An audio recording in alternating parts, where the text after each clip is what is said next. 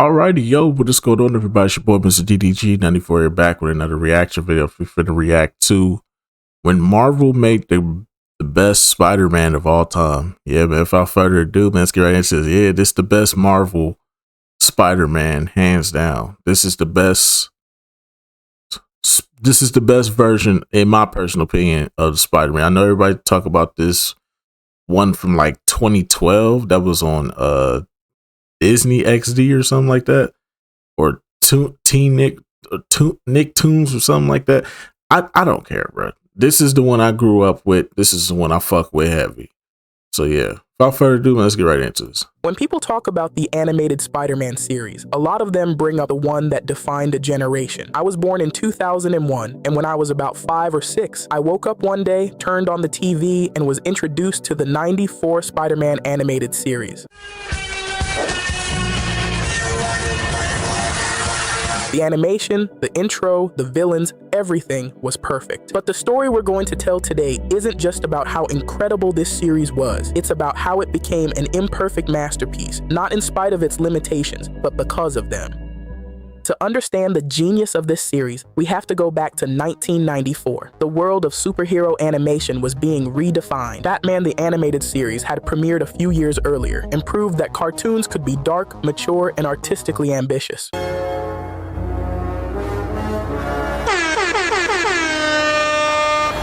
The X-Men the Animated Series burst onto the scene with an almost religious faithfulness to the comics, proving that Marvel's complex and serialized stories could not only work on television, but could be a massive success. Amidst this creative explosion, Marvel's flagship hero was notably absent. His last major animated series, Spider-Man and His Amazing Friends, had ended in 1983, an eternity in the world of television. Following the resounding success of X-Men, the Fox Kids Network and the newly formed Marvel Films animation studio knew they had to act.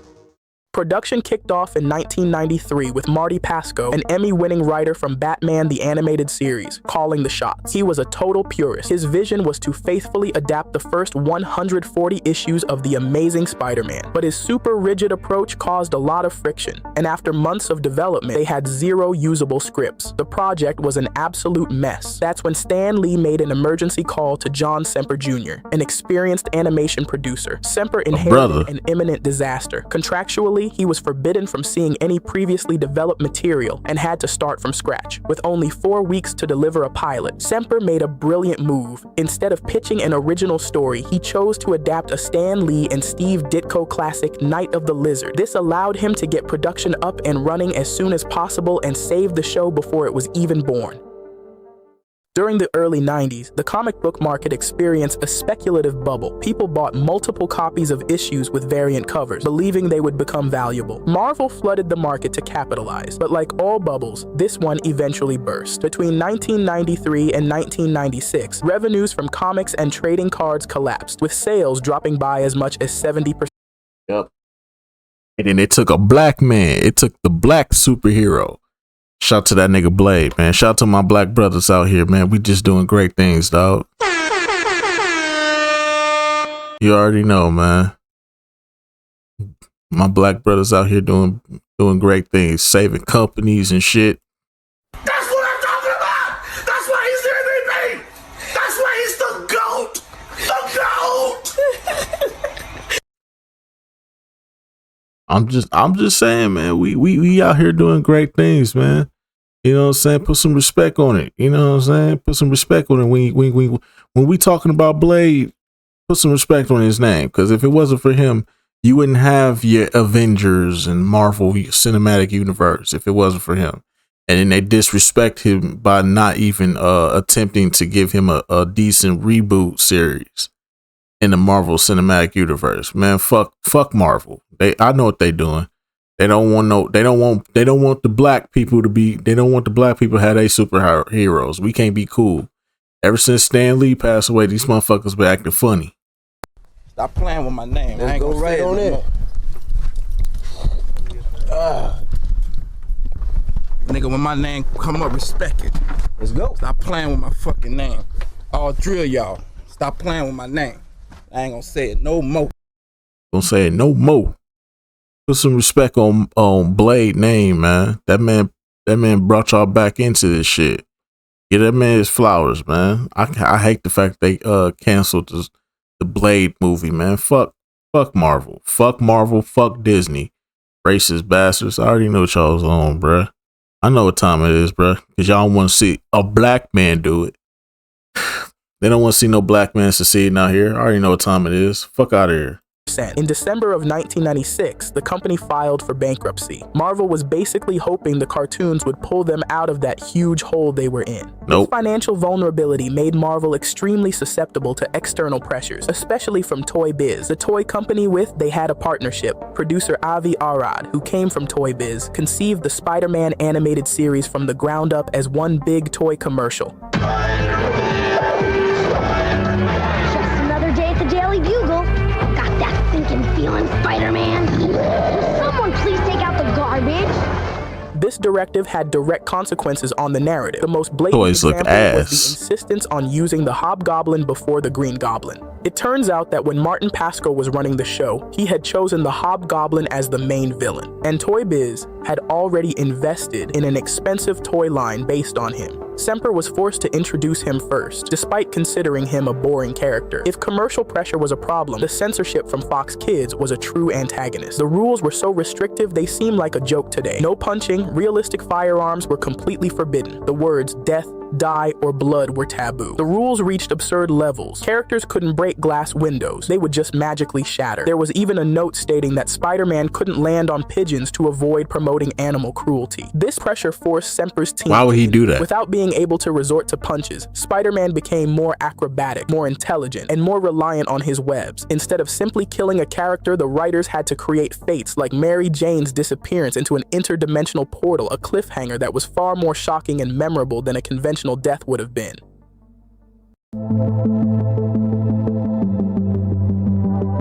The first season, consisting of 13 episodes, served as an introduction to the world of Spider-Man. Unlike the following seasons, its structure was mostly episodic, following a villain of the week format. John Semper Jr. explained that this was due to the need to meet external agendas before he could implement his planned story arcs. Characters needed to be introduced for the toy lines, and the universe had to be established.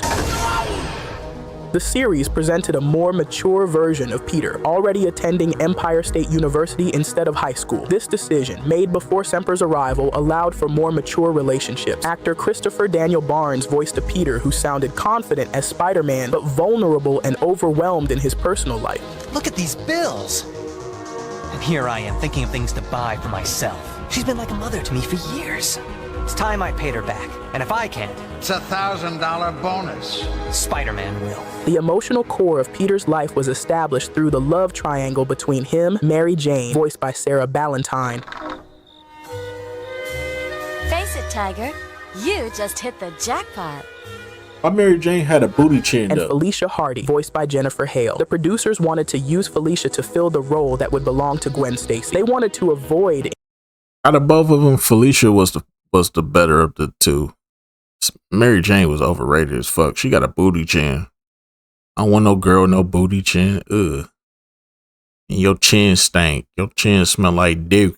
Ugh. Introducing a character whose tragic fate was death, but still wanted the love triangle. Linda Gary voiced Aunt May during the first 3 seasons, and Julie Bennett provided the voice for the 4th and 5th season. Rounding out the supporting cast was the J. Jonah Jameson, voiced by the legendary Ed Asner.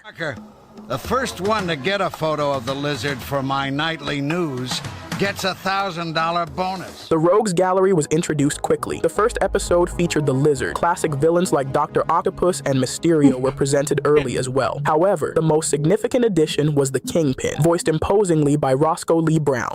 And you remember, this lab becomes yours if and only if you destroy Spider-Man. In the series, the Kingpin was established from the start as the Grand Puppet Master, the brain behind New York's organized crime. But the absolute heart of the first season was the 3-part adaptation of the Alien Costume Saga, which is pretty much seen as one of the best, if not the best, telling of this story outside of the comics. The arc kicked off with the symbiote showing up from space and bonding with Spider-Man, giving him a cool new black suit and boosted powers. The show did a great job explaining how the symbiote made Spider-Man stronger while also amping up his aggression and poisoning his personality. Well, this is a twist. Look who suddenly developed a backbone. I've developed a lot more than a backbone. Parker, He brutally beats up Rhino, and even when Rhino gives up, Spidey still tries to kill him. Then he goes after Eddie Brock for spreading fake news and almost completely loses control. Realizing the suit is changing everything about him, Peter goes to Curt Connors. After running some tests, they discover the suit is a living organism. However, it's only when he becomes much more violent and is reminded of Uncle Ben that he finally decides he has to get it off for good. Before that happens though, we get one of the best moments, which is his fight against Shocker. Back here, Shocker!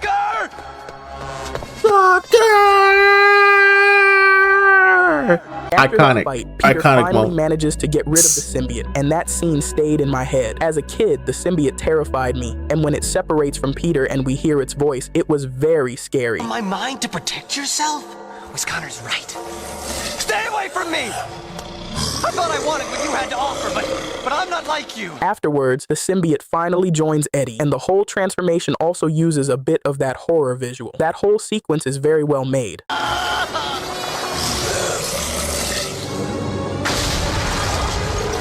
Spider-Man, enjoy your fame while it lasts.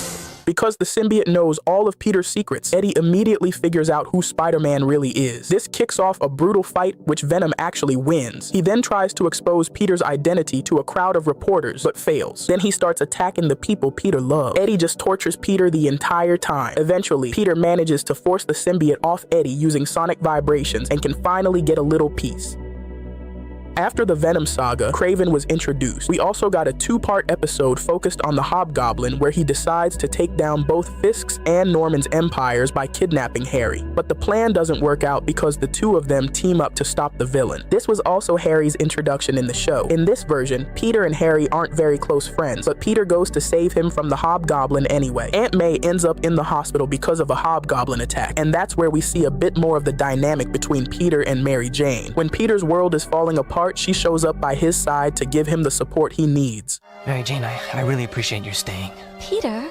Nigga was a simp for Mary Jane. That booty chin. Spider-Man defeats the Hobgoblin, and in the season finale, we meet Nick Fury, who's on a mission to capture the Chameleon, a guy with tech that lets him impersonate other people. The Chameleon pretends to be Peter and kisses Mary Jane. Peter eventually figures out that the Chameleon is disguised as Nick Fury at one point because his eye patch is on the wrong eye. After they capture the villain, the last few minutes of the episode are just Peter trying to explain to Mary Jane that the person who kissed her wasn't him, and that's how the first season ends. Mary Jane, wait! I can explain. But at least I think I can explain. Okay, maybe I can't explain, but wait, oh, just listen to me. Hold on a second. If the first season was about finding its footing, the second was where the series truly let loose. This 14-episode season abandoned the episodic format to embrace one continuous story arc, a bold decision that John Semper himself made, directly defying the studio's orders not to. The second season and onward, some of the best writing for Spider-Man, hands down, because it focused on one story. I think, was this the season where he turned into an actual spider, and they had to find a cure to stop him from terrorizing the city? I think this was it. Do season-long arcs. The central theme of this season was the instability of Peter's mutation. His powers were becoming erratic, and he was having constant nightmares, haunted by the idea that the spider this was a good-ass season. A degenerative disease that threatened to turn him into a monster. Meanwhile, Wilson Fisk is completely losing it because his reputation in New York is taking a hit since Spider-Man is stopping his crimes more and more. That's when he decides to reunite the villains who have already been defeated by Spider-Man at some point, and thus form the group the Sinister Six to finally defeat Spidey. And the group actually manages to give Spider-Man some trouble, but just like in the comics, they can't get along. Everyone thinks they're smarter than the next guy, and that's why they can never manage to defeat Spider-Man. Peter goes to Curt Connors to find out exactly what's happening with his powers. He tells him that his powers are slowly fading for no apparent reason. In this season, we see Peter trying to be more present in Mary Jane's life, but she always pushes him away because she has a super aggressive ex who won't leave her in peace. When Peter tries to stop the guy before he does anything stupid to Mary Mary Jane, we find out that he's none other than Hydra Man. Basically, he can turn into water. He got those powers when he accidentally fell to the bottom of the ocean, and something hidden deep within the earth granted them to him. Peter notices that Hydro Man has to constantly absorb water to maintain his mass and power, and that heat seems to affect him. So he figures that since his body is made of water, it must be subject to the laws of physics, including evaporation. He takes the fight to a hot, dry rooftop, getting him away from any nearby water sources. Eventually, Hydro Man evaporates completely, and at the end, we get the first kiss between Peter and Mary Jane. But water problems lately. You know, right now, it really doesn't seem like a problem. Try! Peter visits Dr. Connors, where the doctor explains that he's not going to lose his powers, but that the mutation the spider gave him is evolving, which means Peter might start to change physically, little by little. He gets worried and goes to the X-Men to ask for help, and the cool part is that they're the same characters from the animated series that started in '92. Spidey asks them to see if there's a cure, because Peter is afraid of turning into a giant spider or something like that. Charles says he won't help cure any mutation, and Peter leaves, completely pissed off. It's always the same. I can save the world 10 times over, but when I need help, I'm on my own. Damn. Thanks. For nothing. Eventually, Beast gets captured by some guy who hates mutants, and Spider-Man helps the X-Men get their teammate back. He ends up making peace with the mutants. The writers introduced a cast of characters that normally wouldn't have a place in a Saturday morning cartoon. First, there was Michael Morbius, a brilliant but arrogant classmate of Peter's who turns himself into a living vampire while trying to steal Peter's research. Fox Kids censorship banned blood, which led to the weird but memorable solution of having Morbius feed on plasma through suckers on the palm. This shit was trash. I ain't gonna hold you, bro. Morbius' character was trash, bro. In this show. Try!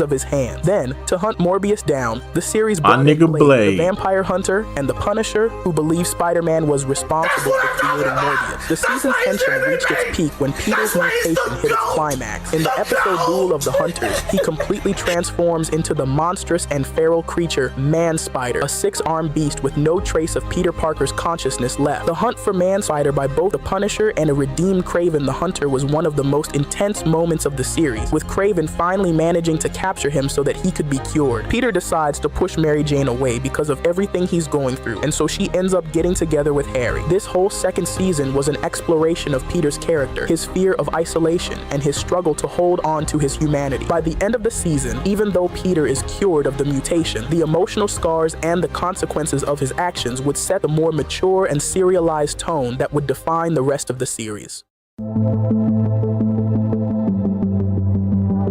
Season 3 went heavy on the melodrama and the family secrets that are key to Spidey's world. They explored the messed up histories of the Osborns and the Fisks, and even brought in some magic stuff with Doctor Strange and Dormammu. But the biggest deal for sure was when Spidey's ultimate villain finally showed up, the Green Goblin. Norman tried to create a chemical weapon, but the experiment went wrong. He ended up with super strength and a split personality, finally turning into Spidey's greatest rival.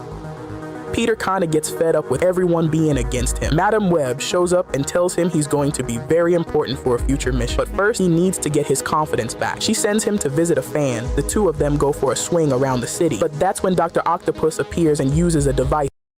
This was a fucked up episode, because at the end he showed her he showed her, this nigga showed her who he is. He took his mask off and showed that little girl who he is, knowing damn well she ain't got that much time left to live. That nigga ain't shit, bro. I respect it though. Shout out to Peter Parker for doing that though. Congratulations! Oh my God. To control Spidey, forcing him to commit crimes with him. But with the fan's help, Parker gets his memories back and they trap Doc Ock. Peter takes the fan home and even tells her who he really is. The gut punch is at the end when we learn she has terminal cancer, but she still holds on to hope. Daredevil and Spider-Man try to put Fisk in jail, but Fisk's son takes the blame, which lets Fisk walk free. Also, Mary Jane breaks up with Harry. Then Cletus Cassidy is introduced, and he's in the same prison as Eddie. It's revealed in a flashback that when Peter made the symbiote separate from Eddie, he threw it onto a spaceship that was going into space. The symbiote comes back to Earth, and this is all part of Dormammu's plan. He makes the symbiote bond with Eddie again, and just like that, Venom is back. Dormammu's plan is to use Venom to steal Stark technology to bring him into our dimension. Spider-Man and War Machine stop Venom, but Dormammu was already prepared for that. He makes a piece of the symbiote bond with Cletus Cassidy, and this guy is a rival that overpowers Spidey. Eddie, who had therapy in prison, I'm not gonna lie though. The Carnage little episodes, they were kind of like, due to like how he is in the comics. I know it's a kid show, so you can't go too off the wall. So I know censorship made it to where you couldn't go too off the walls with Carnage, but man, this was so fucking underwhelming. I would have at least liked it if he interact. I would have liked it more if Carnage, like just fucked everything up. Said fuck everybody. I'm gonna fuck everything up. He ran into a couple of villains, fucked their ass up, and pretty much proved his dominance. I would have liked it. I would have liked him to had stuck around a little bit more, like have him work in the shadows. Like he's causing a bunch of chaos in the city, but it's in the shadows. Like Peter and them is not going to be able to figure out where he is or what he's planning. All they know is he's just leaving Carnage in his way. Decides to be a hero and fights against Carnage. In the end, he and the psychologist leave together. He even manages to separate from the symbiote with help from Dr. Connors to have a peaceful life. The problem is, Carnage is too strong, and Dormammu can only come to our reality if Carnage steals enough life force from humans. Eddie has to bond with the symbiote again, and Iron Man joins the fight. In the end, both Carnage and Venom get pulled into Dormammu's dimension. Next, Stark realizes that interdimensional tech is a huge problem and decides to shut down the experiments. However, one of the project leaders gets really pissed off because he says it's his life's work. The Kingpin takes advantage of the situation, hires the guy, and funds the project. The Doctor messes up and accidentally spreads interdimensional portals all over the city. When he goes inside one, he gains the power to travel between dimensions, becoming the Spot. He decides to rob a bank to fund his research on how these portals work and get out from under Fisk's thumb. The Spot tries to attack Fisk, but Fisk kidnaps the woman he likes to make him do whatever he wants. On Fisk orders, he attacks Spider-Man, but instead of fighting to the death, Spidey realizes he's not a bad guy, and they team up to fight Fisk. They have to stop their fight because a portal is growing bigger and bigger and threatens to suck in the Earth. The Spot sacrifices himself to close the huge portal, and things go back to normal. Peter and Mary Jane are finally a thing. Then we find out Felicia is engaged to Jason Massendale, who, surprise, is the Hobgoblin. This guy gets his hands on a gadget that copies Spot's powers, letting him create portals. Spidey beats the Hobgoblin and turns him into the police, but the Green Goblin gets away with the portal device. Then Peter and Norman face off. Norman grabs Mary Jane to make Peter even more worried. At one point, Mary Jane falls from the bridge where they're fighting and gets sucked into a portal created by Norman. This would be the last time we'd see Mary Jane. Peter thinks she's dead and starts fighting the Goblin without thinking about the consequences. Norman opens a portal and is absorbed into it, but he doesn't know where it will send him, just like with Mary Jane. The beginning of this season was all about dealing with the fallout from that devastating finale. The first few episodes kicked off an arc that was all about Peter's grief and him trying to move on, which forced him to team up with some unexpected people. The biggest development by far was Felicia Hardy turning into the Black Cat, becoming his crime-fighting partner and creating this complicated romantic tension. Black Cat was one of them ones, bro. I ain't gonna hold you, bro. Congratulations! Oh my God. That's what I'm talking about! That's why he's the MVP! That's why he's the GOAT! The GOAT! While Peter was still struggling with his loyalty to MJ's memory. After Norman disappears into that portal, we never find out where he is. But from that dimension, he manages to communicate with his son through mirrors and forces him to inhale a green gas. This gives him super strength and the split personality of the Green Goblin. Just like with Norman, Peter finds out pretty quickly that Harry is the new Goblin. The thing is, Harry has a major advantage because he already knows Peter is Spider-Man, his dad told him. After defeating the Goblin, Mary Jane comes back without much of an explanation explanation or anything, but I'll spoil it for you now. This isn't the real Mary Jane. Peter then decides to reveal his identity as Spider-Man and immediately asks her to marry him. The rest of the season is about Peter and Mary Jane finally agreeing to take that step, and the finale is them kissing, finally accepting that they're perfect for each other. But like I said, that's not the real Mary Jane. And man, have I got webbing to bet.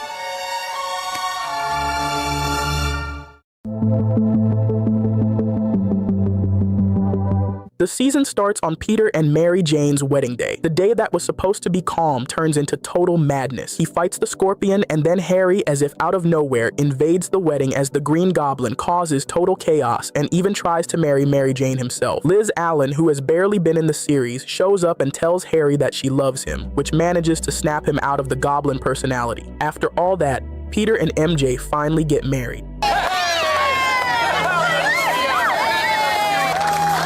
Congratulations, Parker. Here's a little something for you. What's this? Car keys? My boy, it's a wedding gift Wilson Fisk didn't think of. While Peter and MJ are enjoying the honeymoon, Hydro Man returns. Apparently he didn't die. He kidnaps Mary Jane, and this is where we get the real story about the return of MJ. When Hydro Man evaporated, a scientist collected a DNA sample he left behind and made a clone of him. This clone was still in love with Mary Jane. After the news reported that the real MJ had disappeared, this scientist created a clone of Mary Jane using the Hydro Man clone's powers. But just as Hydro Man's emotions remained true to the original, so did Mary Jane's. For Peter Parker.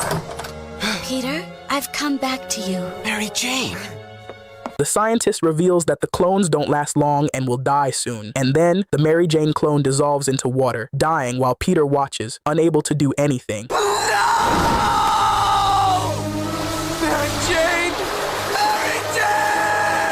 Right after this, Madam Web appears, telling Peter that he is ready for the most important mission of his life. If he helps her, she will help him find the real Mary Jane. She takes Peter to the Beyonder. The Beyonder wants to know which side is better, good or evil. He sees that Earth has a lot of both, so he grabs Spider-Man and some villains and puts them on a random planet to have them fight and see which side wins. The Beyonder lets Spidey choose some teammates for the fight. Affirmative.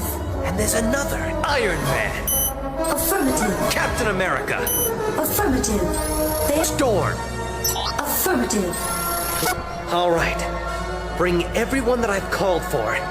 Now. In the end, the good guys win, and the Beyonder sends everyone home except for Peter. He explains that this was all just a test for the real mission. This mission, as Madam Web explains, is all about leading a team of Spider-Men from different dimensions to stop reality from being completely destroyed. The main villain they need to stop is Spider Carnage, who's an evil version of Peter Parker from another reality that bonded with the Carnage symbiote and plans to wipe out the entire multiverse. It appeared. That's the Carnage symbiote.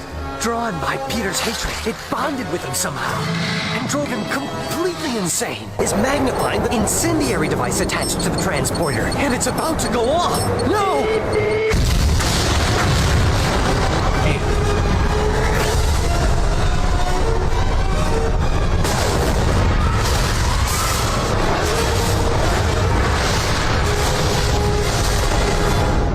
Peter brings an Uncle Ben from another reality, and seeing him gives the evil Peter a moment of goodness. But in this dimension, I'm here for you.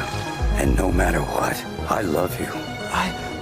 I love you too, Uncle Ben. He tries to separate from Carnage, but it's not possible. So, he opens a portal to an unknown dimension to disappear and never harm anyone again. With the multiverse saved, all the Spider-Men return to their universes. Madam Web promises to help Peter find Mary Jane, and that's how the series ends. Jane Watson, what? It has been a long, hard journey, and I think you are finally entitled to some happiness. Amen to that, dear lady. Amen to that. And this is the cliffhanger that they left us on for plenty of years. Now, it's been said through the grapevines that Disney is working on finishing this up, but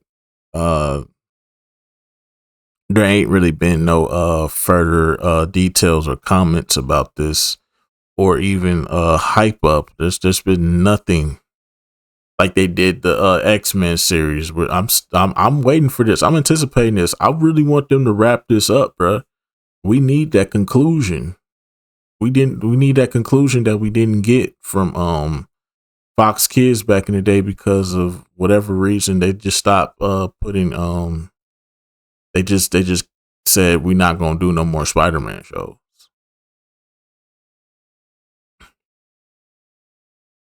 Like I said, I don't remember exactly why they stopped, but they did. And I really want that conclusion, bro. This was a really good series, bro. The drama, the character development, the stories. This is the best one by far, in my personal opinion. Spider-Man the Animated Series wasn't actually canceled out of the blue. It hit its 65-episode run, which was the magic number for syndication back then. The real reason it didn't get a new season was all about money. One of the production companies went bankrupt, and Fox just wasn't willing to foot the entire bill for a 6th season. Even with that cliffhanger ending, its legacy is huge. It gave us one of the most human and emotionally developed versions of Peter Parker, making him super relatable, and its biggest contribution, the Spider-Verse. What started as a cool way to create a spectacular finale ended up laying the groundwork for one of Marvel's most popular and creatively awesome concepts. The animated series is still a cornerstone for the character's history. It totally captured the essence of what Stan Lee and Steve Ditko created, and I think no matter how much time passes, people will still consider it one of the best adaptations of the character. Thanks. When people talk about the animated Spider-Man series, a lot of Alrighty, man, that's just gonna about do it for this one, man. Most definitely, man. This is one of the best Spider-Mans I've watched.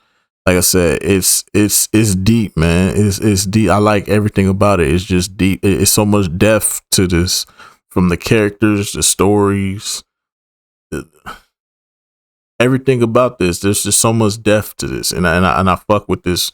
I fuck with this heavy. I hope that Disney does eventually drop a trailer, a teaser, something for this fucking show, because they said they working on it. I hope that they drop something soon to let us know that it's on the way.